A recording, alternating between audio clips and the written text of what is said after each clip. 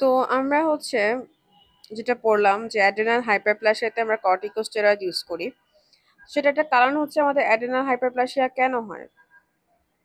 আমাদের যখন কর্টিসলের পরিমাণ কমে যায় শরীরে, লো কর্টিসল থাকে, তখন দেখা যায় আমাদের যে অ্যাড্রেনোকর্টিকোট্রপিক হরমোন আছে সেটার পরিমাণ দেখা যায় যে বেড়ে যায়।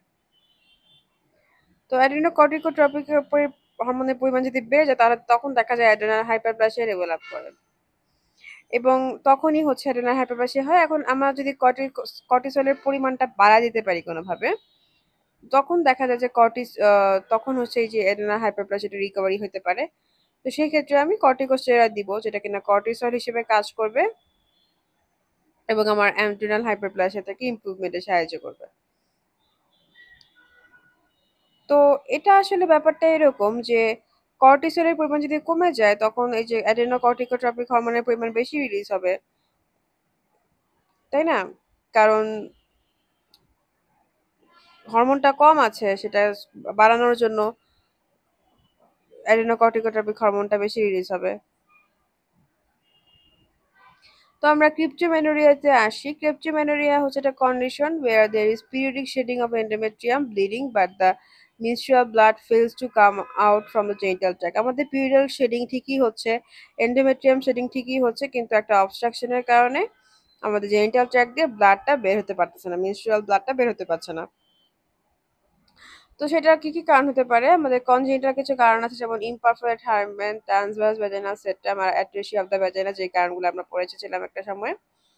তারপর দেখো অ্যাকুয়ার্ড যে কিছু কারণ আছে, কনজেনিটাল কিছু কনজেনিটাল কারণ, imperfect hymen, transverse vaginal septum আর অ্যাট্রেসিয়া অফ দ্য ভ্যাজাইনা। আর অ্যাকুয়ার্ড কারণের মধ্যে আছে সার্ভাইকাল স্টেনোসিস। এটা হচ্ছে আমরা যদি সার্ভিক্সের অ্যাম্পুটেশন করি তখন সার্ভিক্সের ওই জায়গাটাতে দেখা যায় যে অ্যাম্পুটেশন হয়ে যেতে পারে।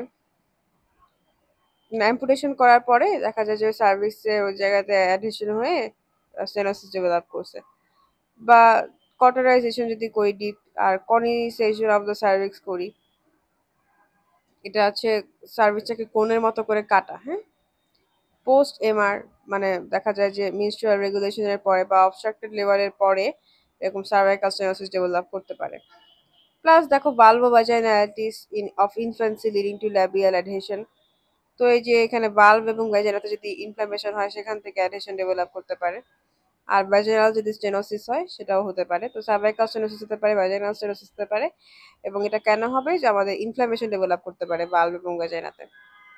তো ক্রিপ্টোমেনোলজিয়ার প্যাথোফিজিওলজিতে আমি যদি লক্ষ্য করি যে এখানে কি হবে, পিরিয়ডিক শেডিং হবে, এন্ডোমেট্রিয়াম থেকে পিরিয়ডিক শেডিং হবে এবং মিনস্ট্রুয়াল ব্লাড, পিরিয়ডিক শেডিং হচ্ছে এবং মিনস্ট্রুয়াল ব্লাডটা বের হতে পারছে না।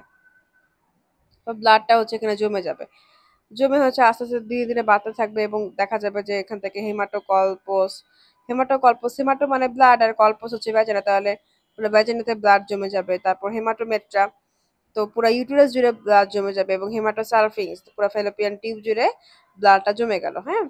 তো টিউবটা যদি ওপেন থাকে তাহলে আমাদের আস্তে আস্তে পেলভিসের দিকে চলে যাচ্ছে ব্লাডটা, হ্যাঁ। তো তখন পেলভিক এন্ডোমেট্রিওসিস ডেভেলপ করতে পারে। তো আমরা দেখি যে ম্যানেজমেন্ট অফ দ্য ক্রিপ্টোম্যানুরেজিয়া আমরা কি কি ম্যানেজমেন্ট করতে পারি।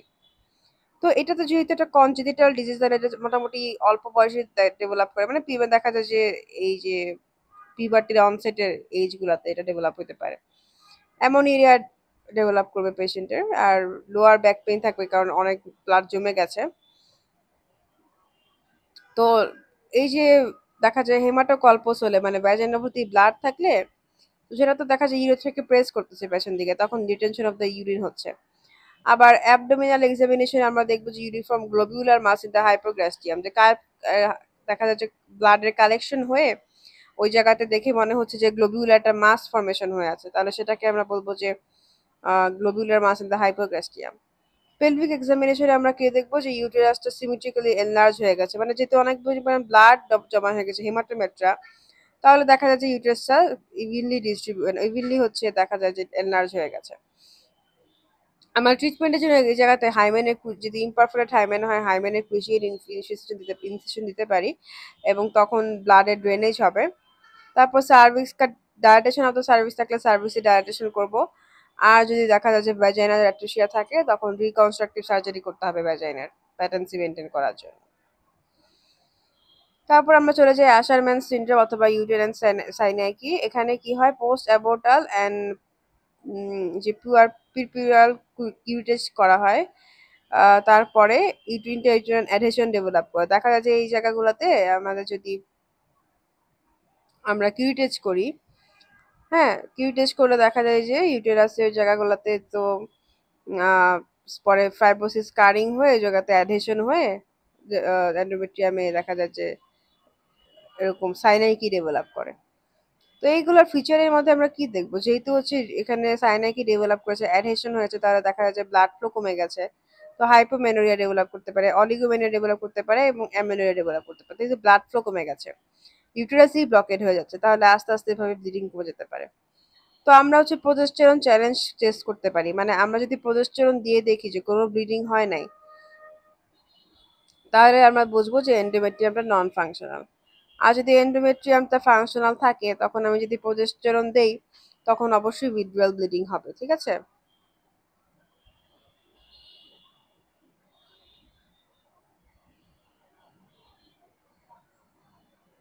আচ্ছা, এন্ডোমেট্রিয়াম ধরো বা ফাংশনাল আছে, তখন আমি প্রোজেস্টেরন দিলাম, তো নর্মাল আছে, এবং প্রোজেস্টেরনটা যখন আমি উইথড্রয়াল করব, তখন আমি দেখবো যে ব্লিডিং হচ্ছে।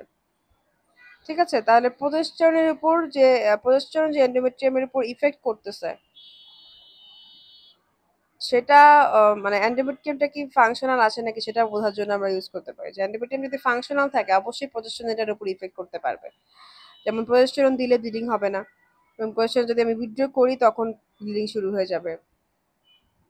তাহলে আমি বুঝবো এন্ডোমেট্রিয়ামটা ফাংশনাল আছে। তাহলে এন্ডোমেট্রিয়ামটা কি ফাংশনাল আছে কি না সেটা জানার জন্য আমরা প্রোজেস্টেরন চ্যালেঞ্জ টেস্ট করতে পারি। তারপর হিস্টেরো সালফেঞ্জোগ্রাফি করে আমরা দেখবো যে হানিকম অ্যাপিয়ারেন্স, আমাদের যেহেতু হচ্ছে কোনো ইউটেরাইন ক্যাভিটি নেই, একটা ইরেগুলার অ্যাডহেশন হয়ে গেছে, ফিলিং হয়ে গেছে, দেখে দেখে মনে হবে একটা হানিকম অ্যাপিয়ারেন্স। তারপর হিস্টেরোস্কোপি, মানে জাস্ট হচ্ছে ডাইরেক্ট ভিজুয়ালাইজেশন যদি করি ইউটেরাইন ক্যাভিটি, তখন আমরা দেখবো যে অ্যাডহেশন থাকবে পুরো ইউটেরাস জুড়ে। ট্রিটমেন্টের সময় আমাদের কি করতে হবে, যে অ্যাডহেশন গুলো আছে সেগুলোকে লাইসিস করতে হবে, আইইউসিডি দিতে হবে, যাতে হচ্ছে আবার ওই অ্যাডহেশন গুলো তৈরি না হয়। আর কম্বাইন্ড ওসিপি দিতে পারি, যার কারণে হচ্ছে ওসিপি দিলে কি হয়, কনজুগেট ইস্ট্রোজেনের কারণে হচ্ছে গ্রোথের এন্ডোমেট্রিয়ামের গ্রোথটা স্টিমুলেশন হলো। এবার আমরা সিহান্স সিনড্রোমে চলে আসি। সিহান্স সিনড্রোমটা হচ্ছে decrease function of the pituitary gland, মানে দেখা যায় যে অনেক পরিমাণ ব্লাড লস হয় এবং হাইপোভলিমিক শক হলে সেখানে আমাদের পিটুইটারি যে গ্ল্যান্ড আছে সেখানে হচ্ছে নেক্রোসিস ডেভেলপ করতে পারে। তো এটা জেনারেলি চাইল্ড বার্থের পরে যদি ব্লাড লস এবং হাইপোভলিমিক শক হয়, সেখান থেকে হতে পারে। তো দেখো, এই শিহান সিনড্রোমের ক্লিনিক্যাল ফিচার আমরা কি দেখবো, আমরা দেখবো যে প্রচুর পরিমাণে পোস্টপার্টাম হেমোরেজ একটা হিস্ট্রি আছে, যে অনেক হেমোরেজ হচ্ছে পোস্টপার্টাম। তো তখন কি হয়, প্রোল্যাকটিনের পরিমাণ, মানে দেখা যায় যে হেমোরেজ হচ্ছে, শক হচ্ছে, অ্যাপোভলিমিক, এবং এই টাইমে কি হয়, প্রোল্যাকটিনের পরিমাণ কমে যায়, কারণ হচ্ছে ফেলিন ল্যাকটেশন হয়। প্রোল্যাকটিনের পরিমাণ কমে যাওয়ার কারণে ফেলিন ল্যাকটেশন, প্রোল্যাকটিনের পরিমাণ কেন কমে যাবে, কারণ আমরা জানি যে এখানে পিটুইটারি গ্ল্যান্ড থেকে যে প্রোল্যাকটিন সিক্রেশন হয়, তো দেখা যায় যে অ্যান্টিপিউটারি গ্ল্যান্ড থেকে সিক্রেশন হয়। তো এখানে যেহেতু নেক্রোসিস হচ্ছে, প্রোল্যাকটিনের পরিমাণ কমে যাবে। Plus follicle stimulating hormone, releasing হরমোনের পরিমাণ কমে যাওয়ার কারণে আমরা জানি যে ফলিকল স্টিমুলেটিং হরমোন ফলিকলটাকে স্টিমুলেট করার পর এখান থেকে ইস্ট্রোজেন রিলিজ হয়, তাই না? তো তার কারণে যে পিবিকে, অ্যাক্সিলারি হেয়ার লিথার্জি, হাইপোটেনশন, মানে ইস্ট্রোজেনে যত হচ্ছে তোমার মানে সেকেন্ডারি সেক্সুয়াল ক্যারেক্টারিস্টিক, এগুলো মানে ডেভেলপই হচ্ছে না। ইনভেস্টিগেশনে আমরা দেখবো যে অ্যান্টিপিউটারিতে যে সমস্যা, তাহলে ওই জায়গায় যে সমস্ত হরমোনগুলা কাজ করতো সেগুলার ইনভেস্টিগেশন আমাদের করতে হবে। তারপর দেখো, এই যে follicle stimulating hormone, releasing hormone, thyroid stimulating hormone. তারপর সিটি স্ক্যান করতে পারি পিউটারি রিজিয়নে। আর যদি আমি দেখো replacement therapy with appropriate hormone, আমরা হচ্ছে হরমোন রিপ্লেসমেন্ট থেরাপি দিতে পারি। এবং আমরা যদি ফার্টিলিটি অ্যাচিভ করতে পারি হিউম্যান মেনোপজাল গোনাডোট্রপিন হরমোন দিয়ে, অথবা হিউম্যান রেগুলেটরি হরমোন দিয়ে ফার্টিলিটি অ্যাচিভ করতে পারি এই ওমেনদের ক্ষেত্রে।